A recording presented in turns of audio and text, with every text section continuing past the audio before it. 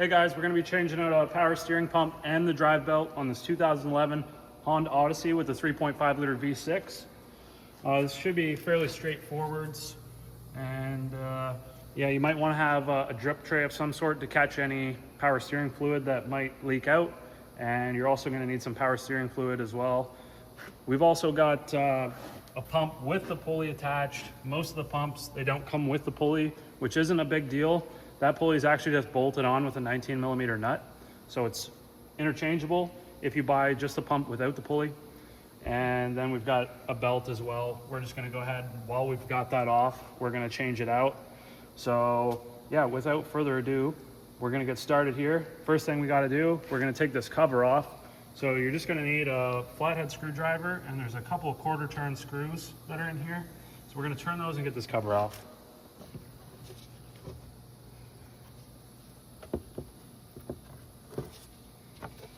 Give those a quarter turn, and then this should just pop right off. Now you can see we've got a bit more access. Looks like we've got two lines. We've got a high pressure line that's going out of the pump, and then a return line from the reservoir to the actual pump. There's a plastic fitting that's on the pump, so just make note of that if you're gonna, when we go to take this off. Some of the pumps don't come with that plastic fitting on them. This one does, so I'm not too worried about it, but if yours doesn't, yeah, just note that that's plastic. So if you're pulling on it, don't move it up and down because you might break that thing, or you might just want to buy a new one. So what I'm going to do, we're going to start by taking this line off, and if you're going to reuse your belt, I recommend taking the belt off first, just so you don't get oil all over it. But I'm going to take this off so that it gives me more access to this. What I'm also going to have ready is either a zip tie. Yeah, I think I'm just gonna go with the zip tie. You could use a bungee cord too, something like that. When we take this thing off, keep in mind, this just goes to the bottom of the reservoir. So when you pull this off, the fluid's gonna wanna leak out of this hose. So we wanna keep the hose sort of up. And I'm actually just gonna strap it right to this coolant bottle. So that way we don't have to worry about this hose falling over and losing all the fluid.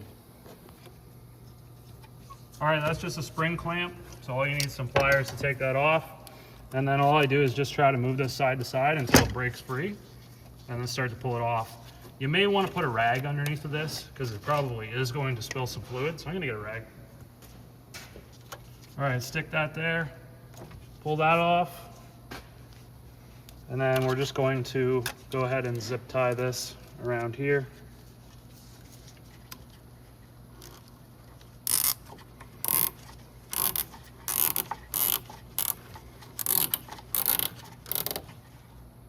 Just to keep it put. So the new pump that we got came with a little cap to keep the assembly oil in the pump. And I just took it off and stuck it on there just so that this thing isn't puking oil all over the place. So the next thing we're gonna wanna do is actually take the belt off. And the belt tensioner is located directly down here. And there should be a 14mm bolt actually where the pulley is. And we're gonna use that to undo the tensioner. I believe it goes this way and the tensioner comes up, and then we can take the belt off. All right, so the belt tensioner is gonna be the very top pulley, okay, the smaller one. There is one that's just below it that looks very similar, but it's the top one. So I've got myself a long 14mm wrench, and there is specific belt tensioner wrenches to do this job. So I've just got, like I say, a long one on there. Then we're just going to push it towards the firewall. That's going to take the tension off of the belt so that we can just slip it off of the pulley.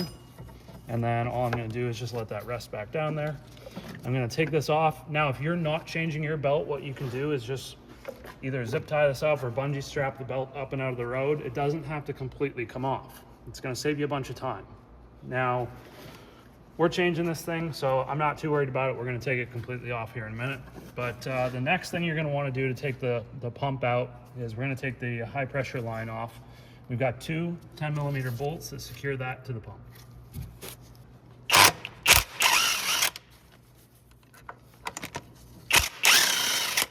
Now this one's also going to puke a bunch of fluid. I'm going to pull it up, and I think I'm going to try to just zip tie it to this air conditioning line so that it's out of the road and doesn't get in our way. All right, so we're just wiggling this thing back and forth, up and down. We're gonna lift straight up. And then I'm gonna strap it over here. You can see there's an O-ring on this line. So you just wanna be careful. Don't be using a screwdriver or anything to wedge it underneath of there. Just wiggle it back and forth a bunch and then work it off.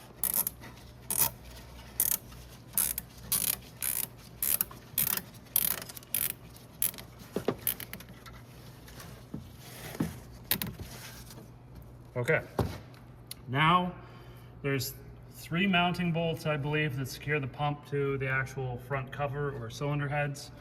What I might try to do is actually take the pulley off right now.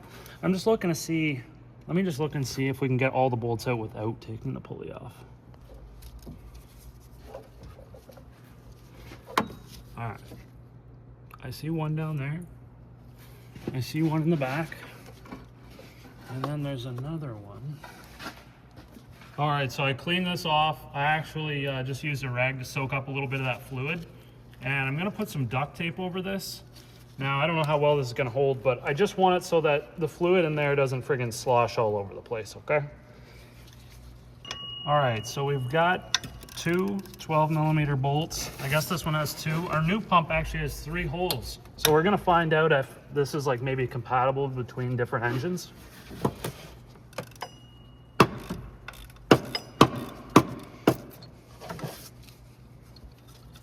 So there's 1 bolt in the back and 1 bolt on the bottom that I can see. I might need to get a flashlight in there.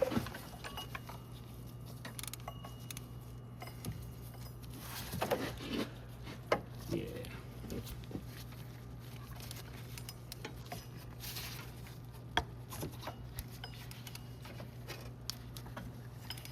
So the bottom bolt, it seems like I was able to actually just use a deep socket. It is about the right depth.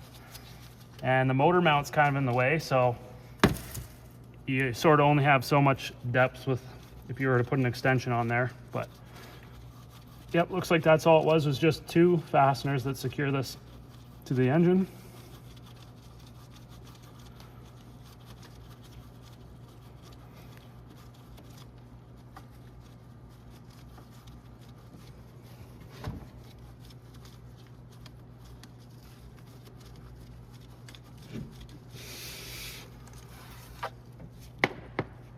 Both fasteners look like they're the same, so don't worry about mixing them up.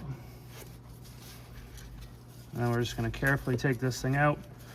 Now, I was curious to see, what I'm going to have to do, I might have to take this bolt out to sort of move these lines over. I'm going to see if maybe I can just, yeah, not too sure. These are aluminum, so you can bend them a little bit.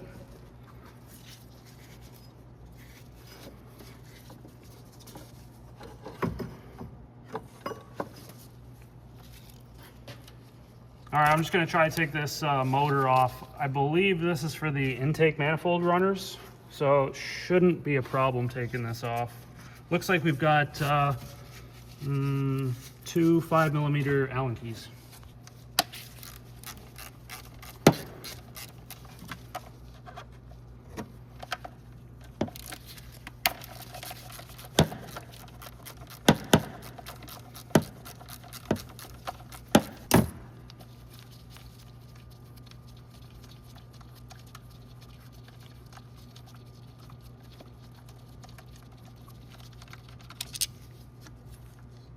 All right, that buys us some space. How about now? Yep, just like that. Okay, that was pretty easy. So yeah, there's the back mounting hole and the very bottom one, which is pretty much at 6 o'clock. And then there's the replacement pump. We've got this extra bracket on there. Like I say, it may just be for a different engine application, but now we're gonna find out, does this fit or does it not? There's the nut that I was saying in the beginning. It's identical to this 19mm nut. Just basically hold the pulley from spinning, break that thing loose, the pulley comes off, and then you can transfer it over to your other pump if your pump didn't come with a pulley. All right, now that this is off, I'm gonna go ahead and swap the belt out, and then we'll go ahead and proceed with installing our pump.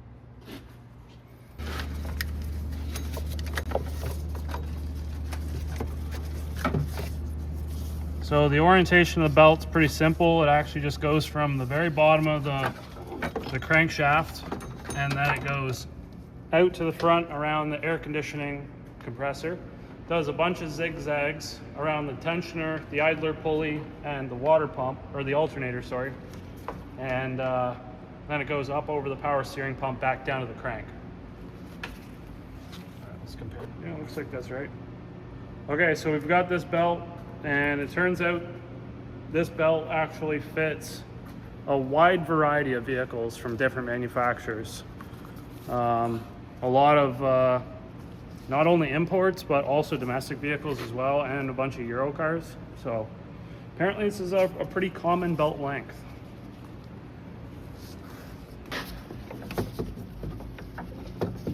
All right, so then you just go ahead and install that. You might want to just either look up a diagram online or use a pen and paper and just draw it out before you take it off.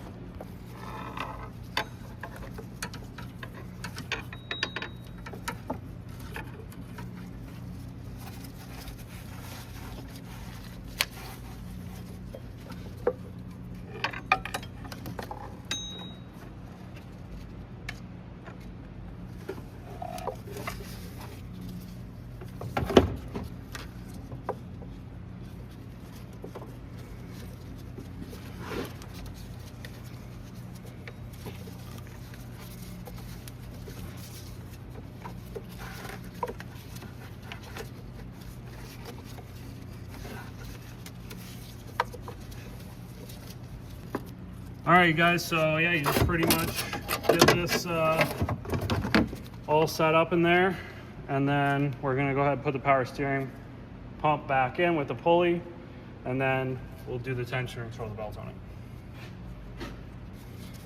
All right, moment of truth, ladies and gentlemen. Oh, we're leaking oil all over our brand new belt. Now we gotta take it back out and wash it. Son of a bitch.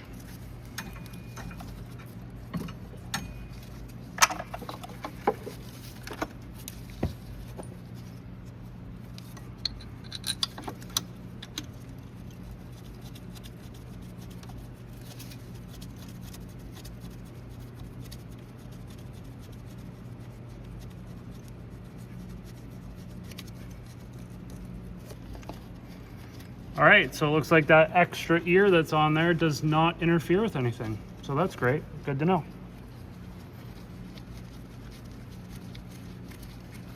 All right, we're just gonna snug that down now.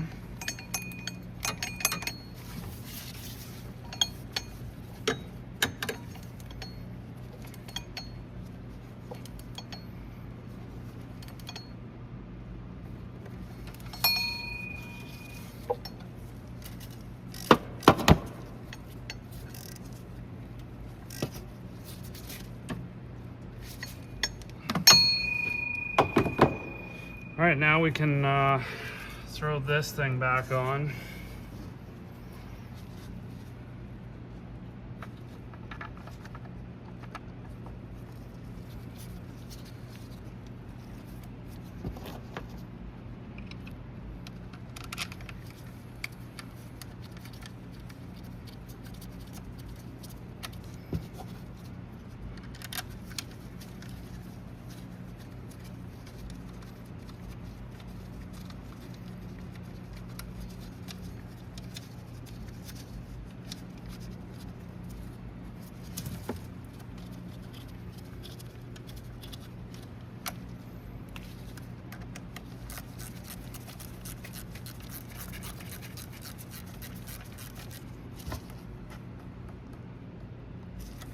Those aren't very big bolts, so just easy on those. Don't crank them down too much. You don't want to break the plastic, and you don't want to strip them or break the bolts.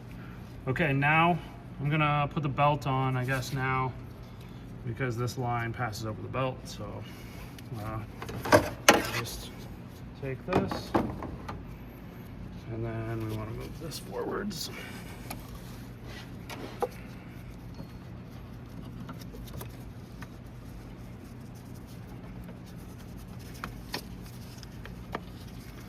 Then all you're gonna do is just let the tensioner off, Take a good look at all the pulleys. Make sure that the belt is engaged properly on all of the pulleys. And one other thing I forgot to mention is when you have the belt off, just give some of the pulleys a spin. Make sure that there isn't a lot of play in them or they don't sound like the bearings are worn out, because the bearings do wear out on them. So, but yeah, just make sure everything's on there good, all lined up. Then we can put our hoses on. Don't forget to plug this thing in. Got our brand new pimp. Then we're gonna put this line on.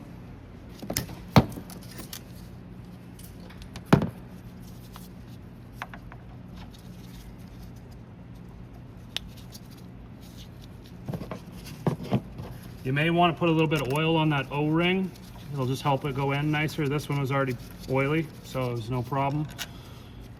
And then once we get these snug down, we'll be able to go and put our return line on there.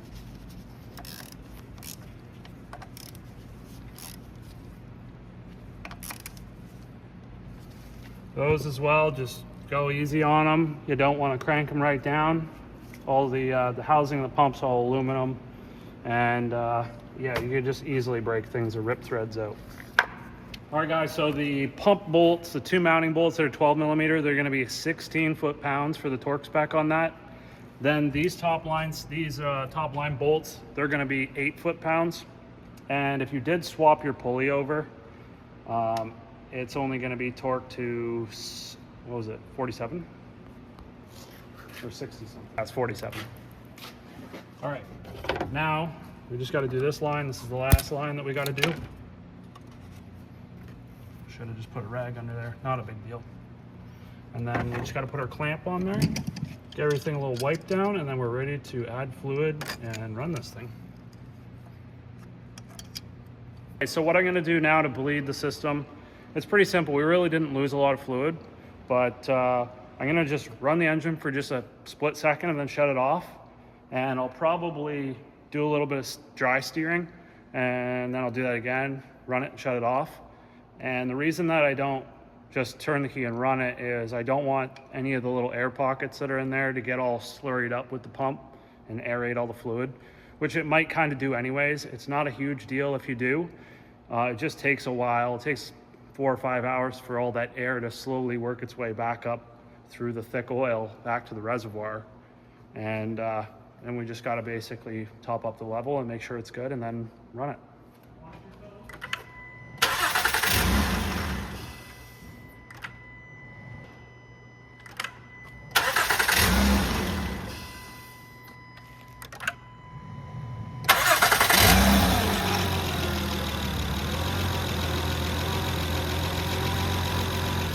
All right, you can see the belt's looking good. It didn't fly off. Also, by bumping the key like that and running it for just a second, you'll tell if the belt's off. You'll see it. So, but everything's sounding nice. Looking at the oil level, you can see that it's down to about the minimum level when it's running, and that's totally fine. We've got a small amount of aeration. You can see just the small bubbles that are in there. That's just the air working its way out of the system. Sounds nice.